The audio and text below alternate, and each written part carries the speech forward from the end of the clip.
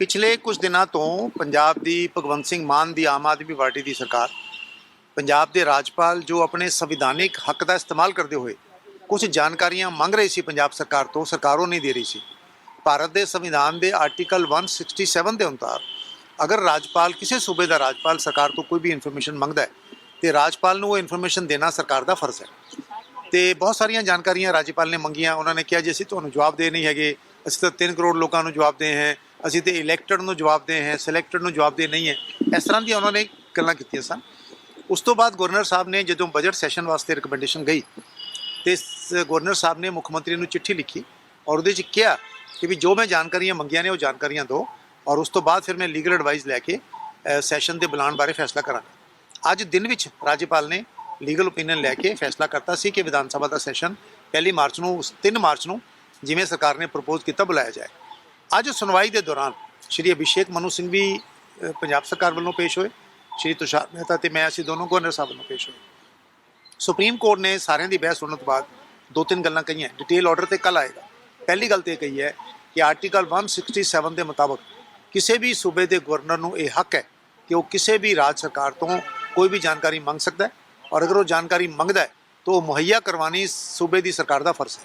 ਦੂਜੀ ਗੱਲ ਕਿ ਅਗਰ ਕੋਈ ਕੈਬਨਿਟ ਸੈਸ਼ਨ ਬੁਲਾਉਣ ਵਾਸਤੇ ਫੈਸਲਾ ਭੇਜਦੀ ਹੈ ਗਵਰਨਰ ਨੂੰ ਤੇ ਗਵਰਨਰ ਵਚਨਬੱਧ ਹੈ ਸੰਵਿਧਾਨ ਦੇ ਮੁਤਾਬਕ ਸੈਸ਼ਨ ਬੁਲਾਉਣ ਵਾਸਤੇ ਔਰ ਇਸ ਕੇਸ 'ਚ ਉਹਨਾਂ ਨੇ ਸੈਸ਼ਨ ਬੁਲਾਉਣ ਦਾ ਆਰਡਰ ਕਰ ਦਿੱਤਾ ਹੈ। ਔਰ ਤੀਜੀ ਗੱਲ ਇਹ ਕਹੀ ਹੈ ਕਿ ਜਿਹੜੇ ਸੰਵਿਧਾਨਿਕ ਪਦਾਂ ਤੇ ਬੈਠੇ ਲੋਕ ਨੇ, ਮੁੱਖ ਮੰਤਰੀ, ਮੰਤਰੀ, ਗਵਰਨਰ, MP, MLA, ਸਾਰੇ ਜੋ ਕਨਸਟੀਟਿਊਸ਼ਨਲ ਅਥਾਰਟੀਜ਼ ਨੇ, ਉਹਨਾਂ ਨੂੰ ਭਾਸ਼ਾ ਦਾ ਤੇ ਸੰਵਿਧਾਨਿਕ ਭਾਸ਼ਾ ਦਾ ਜਿਹੜਾ ਮਰਿਆਦਾ ਹੈ ਉਸ ਦਾ ਧਿਆਨ ਰੱਖਣਾ ਚਾਹੀਦਾ ਹੈ। ਕਿਉਂਕਿ ਮਾਨ ਸਾਹਿਬ ਨੇ ਆਪਣੇ ਕਈ ਟਵੀਟ ਦੇ ਵਿੱਚ ਕਾਫੀ ਆਪੱਤੀਜਨਕ ਗੱਲਾਂ ਕਹੀਆਂ ਸਨ। ਸਿਲੈਕਟਡ ਤੇ ਇਲੈਕਟਡ ਇਹ ਵੀ ਕਿਹਾ ਸੀ ਤੁਸੀਂ ਦੱਸੋ ਤੁਹਾਡੀਆਂ ਕੁਆਲੀਫਿਕੇਸ਼ਨ ਕੀ ਨੇ, ਗਵਰਨਰ ਦੀਆਂ ਕੀ ਕੁਆਲੀਫਿਕੇਸ਼ਨ ਨੇ। ਇਸ ਤਰ੍ਹਾਂ ਦੀ ਜਿਹੜੀ ਗੱਲ ਕੀਤੀ ਸੀ ਸੁਪਰੀਮ ਕੋਰਟ ਨੇ ਆਪਣੇ ਆਰਡਰ 'ਚ ਲਿਖਿਆ ਕਿ ਦੋਨਾਂ ਧਿਰਾਂ ਨੂੰ ਜਿਹੜਾ ਇੱਕ ਸੰਵਿਧਾਨਿਕ ਮਰਿਆਦਾ ਹੈ ਉਹਦਾ ਧਿਆਨ ਰੱਖਣਾ ਚਾਹੀਦਾ। ਕੱਲ ਆਰਡਰ ਦੀ ਕਾਪੀ ਆਏਗੀ ਤੇ ਡਿਟੇਲ ਆਰਡਰ ਕੱਲ ਮਿਲ ਜਾਏਗਾ। ਲੇਕਿਨ ਦੋਨੋਂ ਗੱਲਾਂ ਗਵਰਨਰ ਸੈਸ਼ਨ ਬੁਲਾਏਗਾ, ਉਹ ਬੁਲਾ ਚੁੱਕੇ ਨੇ ਔਰ ਮੁੱਖ ਮੰਤਰੀ ਨੂੰ ਤੇ ਸਰਕਾਰ ਨੂੰ ਵੀ ਇਹ ਆਦੇਸ਼ ਚਲਾ ਗਿਆ ਹੈ ਕਿ ਆਰਟੀਕਲ 167 ਦੇ ਮੁਤਾਬਕ ਗਵਰਨਰ ਜੋ ਵੀ ਜਾਣਕਾਰੀ ਮੰਗਣ ਸਰਕਾਰ ਦਾ ਦੇਣਾ ਫਰਜ਼ ਹੈ। ਅਸੀਂ ਦੇਖਿਆ ਕਿ ਉਹਦੇ ਵਿੱਚ ਪ੍ਰਿੰਸੀਪਲਾਂ ਦੀ ਗੱਲ ਵੀ ਕਹੀ ਗਈ ਕਿ ਕੋਰਟ ਨੇ ਗਵਰਨਰ ਸਾਹਿਬ ਨੇ ਕੁਝ ਜਾਣਕਾਰੀਆਂ ਮੰਗੀਆਂ ਸਨ। ਗਵਰਨਰ ਸਾਹਿਬ ਨੇ ਕਿਹਾ ਕਿ ਤੁਸੀਂ ਕੁਝ ਪ੍ਰਿੰਸੀਪਲ ਸਿਲੈਕਟ ਕਰਕੇ ਬਾਹਰ ਭੇਜੇ ਨੇ ਸਿੰਗਾਪੁਰ।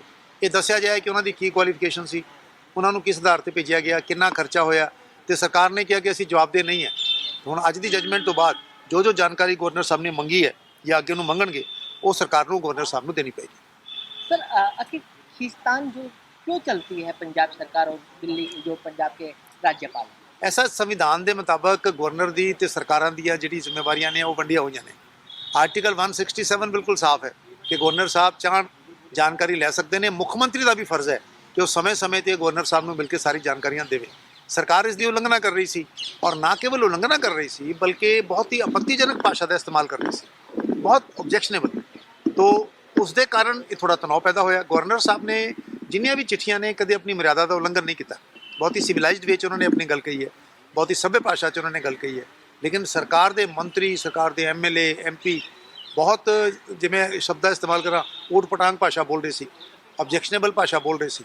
तो अज सुप्रीम कोर्ट के बाद जजमेंट तो बाद उन्होंने समझ आ गई होएगी कि गवर्नर है, संविधान के मुखिया है, उस दे नाल असीं इस तरीके नाल डील नहीं कर सकते। पंजाब के हालात को कैसे देख रहे हैं? लगातार जेलों में जो गैंगस्टर हैं वो आपस में लड़ रहे हैं। देखिए, पंजाब की हालत बद से बदतर होती जा रही है, कानून की व्यवस्था खराब होती जा रही है और उस पर भी दुख की बात यह है कि पंजाब सरकार को शायद इसका पूरा एहसास नहीं है। ये सरकार जो कानून विरोधी शक्तियां हैं, देश विरोधी शक्तियां हैं, उनसे लड़ने की बजाय ये तो गवर्नर साहब से लड़ने में लगे हुए हैं, उन पर ट्वीट करने में लगे हुए हैं। मेरा सरकार से निवेदन है, पंजाब एक बॉर्डर स्टेट है, यहाँ की स्थिति खराब होना बहुत चिंताजनक बात है और हम तो उन लोगों में हैं जिन्होंने 1978 1980 के बाद वो सारा काला दौर देखा था। इसलिए सरकार से मेरा निवेदन है बाकी सब विषयों से अपना ध्यान हटाकर आप लॉ एंड ऑर्डर की तरफ ध्यान दें ताकि पंजाब की स्थिति बद से बदतर और ज़्यादा ना हो।